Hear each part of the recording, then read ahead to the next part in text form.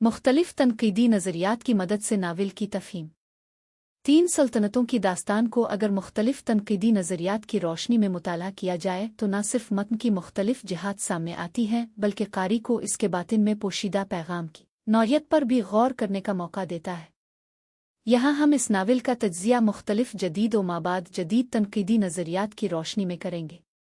सबसे पहले मार्क्सी तनकीद के मुताबिक देखें तो नावल के तीनों ताकतवर गिरोह यानी हुए शो और वो दरअसल तबकाती और सियासी ताकत की कशमकश की नुमाइंदगी करते हैं। काओ की हुकूमत रियासती मरकजियत और ब्यूरोक्रेसी की अलामत है।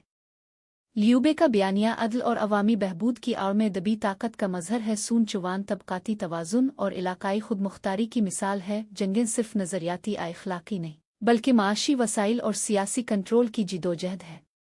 मिशेल फोको के ताकत के नज़रिए के मुताबिक ताकत सिर्फ सियासी इख्तियार नहीं बल्कि ये इल्म नज़्म और समाजी इदारों के ज़रिए फैलती है। यूं इस नावल में इल्म और दानिश यानी जोगेलियांग और सीमा जी जैसे मुशीर ताकत का मरकज़ी ज़रिया बनते हैं। ब्यूरोक्रेसी, जासूसी, फ़ौजी तंजीम और मालूमात की तरसील ये सब ताकत के कलामिये का हिस्सा हैं। काओ का मुश्तबा रवैया दबाव के ज़रिए कंट्रोल कायम रखने की सूरत है। साख्तियाती तनकीद मतन को एक साइंसी ढांचे के तौर पर देखती है जहां मानी मुख्तलिफ सनाई तजादात यानी बाइंडी अपोजिशन के जरिए तश्कील पाते हैं। यूं नावल में कई सनाई तजादात नुमाया है।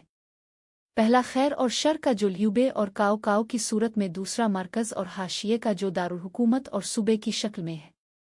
फिर एक तजाद वफादारी और गद्दारी की शक्ल में है जो गवान यू और लोबो के जरिए सामने आता है। उन तजादात के दरमियान ताल्लुकात मानी को जन्म देते हैं और कारी मतन को मानी आती ढांचे में देखता है।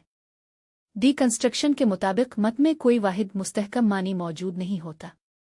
मानी हमेशा गैर मुस्तहकम और तजादात से भरपूर होते हैं। ल्यूबे को अक्सर नेकी का पैकर समझा जाता है लेकिन इसके कई फैसले जज्बाती और सियासी तौर पर नाकाम है। ये इखलाकी तजाद है। काओ जालिम है मगर अमली सियासत में कामयाब। कारी की हमदर्दियां मुतज़लज़ल हो जाती हैं। नावल खुद अपने उसूलों की तरदीद करता है। मसलन वफादारी और चालाकी की तारीफ और मजम्मत दोनों बायक वक्त होती है। नफ्सियाती तनकीद के मुताबिक काओ की शख्सियत फ्राइड के नज़रिए के मुताबिक ज़ात की नुमाइंदा है जिसके पास तसल्लुत पाने की ख्वाहिश और ताकत है। दूसरा किरदार ल्यूबे का है जिसे अना के तौर पर दिखाया गया है। ये किरदार उन दोनों के दरमियान तवाज़ुन कायम करता है।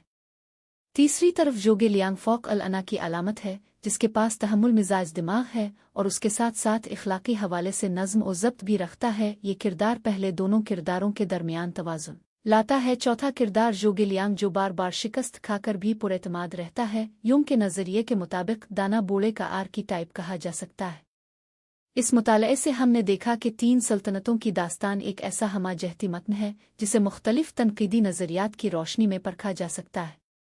इसकी साख्तियाती गहराई, नफ्सियाती कशमकश, तारीख़ी मानी और ताकत की सियासत, हर सतह पर यह नावल कारी को मानी और मफ़हूम के नए इम्कानात से रोशनास कराता है। यही वजह है कि जदीद इल्मी दुनिया में इसका मुताला बैन अल मतनी, बैन अल सकाफ़ती और बैन अल इलाकाई तनकीदी मुकालमे का हिस्सा बन चुका है। तीन सल्तनतों पर नाक़दीन की आरा। तीन सल्तनतों की दास्तान के हवाले से नाक़दीन के बहुत से मुतालियात मौजूद हैं। इसे अदब, तारीख़, सियासत, अखलाक, जंगी हिकमत अमली, नफ्सियात और सकाफ़ती शऊर का हमागीर बयानिया समझा जाता है। ज़ैल में मुख्तलिफ नक्कादों के इल्मी तासुरात और तनकीदी आरा पेश की जा रही है। लो शिन, जिन्हें जदीद चीनी तनकीद का बानी माना जाता है, ने इस बात पर तनकीद की कि ये नावल कभी कभी इखलाकी तजादात को नज़रअंदाज करते हुए जंगी महारत और फरेबकारी को हीरोइज़्म के तौर पर पेश करता है, मगर साथ ही वो इसकी तारीख़ी तवानाई और किरदारों की बेसाख्ता इंसानी कशिश को सराहते हैं।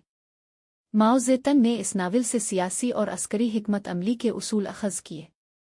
उन्होंने जोगेलियांग की हिकमत अमली और काओ की ताकत प्रस्ती को इनकलाबी फ़हम व फ़िरासत के तनाजुर में देखा। माओ के मुताबिक इस नावल के मुताले से इनकलाबी तहरीक की मंसूबाबंदी, दुश्मन की चालों को समझने और वक्त का दुरुस्त इस्तेमाल सीखा जा सकता है।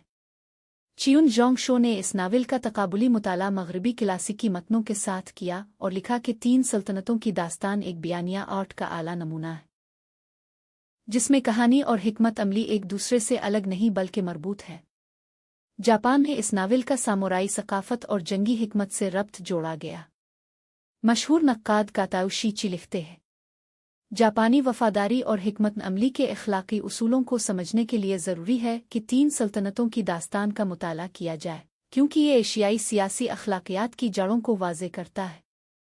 ये तनकीदी राय नावल को सिर्फ चीनी नहीं बल्कि अमूमी मशरक़ी सियासी अखलाकियात का नुमाइंदा करार देती है।